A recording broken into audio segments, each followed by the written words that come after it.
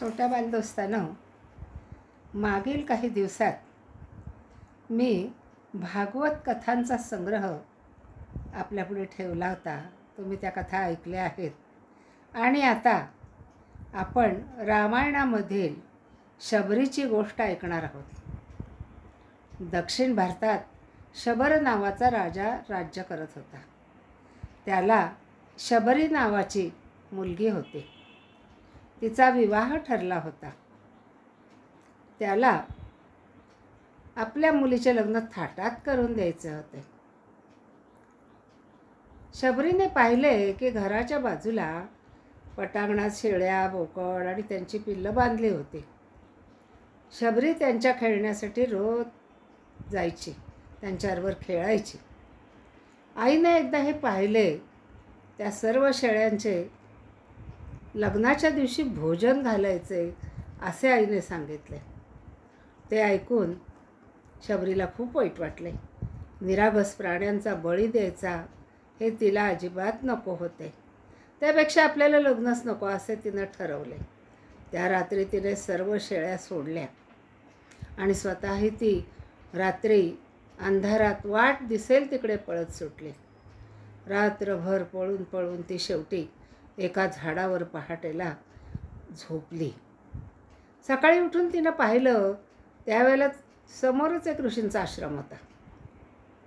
ते मतंग ऋषी होते आणि यज्ञ करण्यासाठी त्यांची तयारी चालली होती.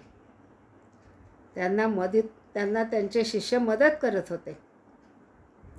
तिने तेथेच राहण्याचा निश्चय केला. ती रोज रात्री आसपासचा परिसर झाडून स्वच्छ करू लागली. शेणानं सारवून ठेवायची. फुले, लाकडे, पाणी भरून ठेवायची.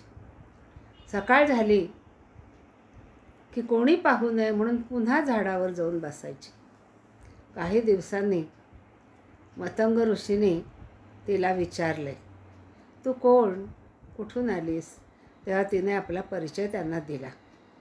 मतंग ऋषीने तिला आश्रमात राहायची सोय करून दिली.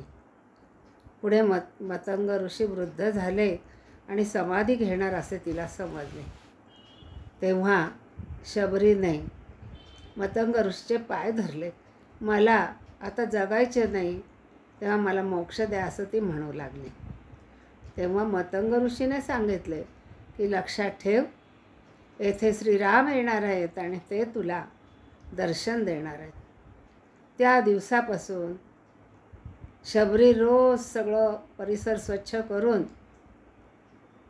फुलं, फळं आणून ठेवून वाट बघायची. आणि एक दिवस प्रभू रामाचं आगमन झालं. प्रभू आले. शबरीनं त्यांना पाणी दिलं, फळं खायला दिली. शबरींनी ती आंबट गोड बोरं खाल्ली. त्यांना आनंद झाला. रामाने ती गोड बोरं खाल्ली आणि रामांना आनंद झाला. शबरीची इच्छा पूर्ण झाली.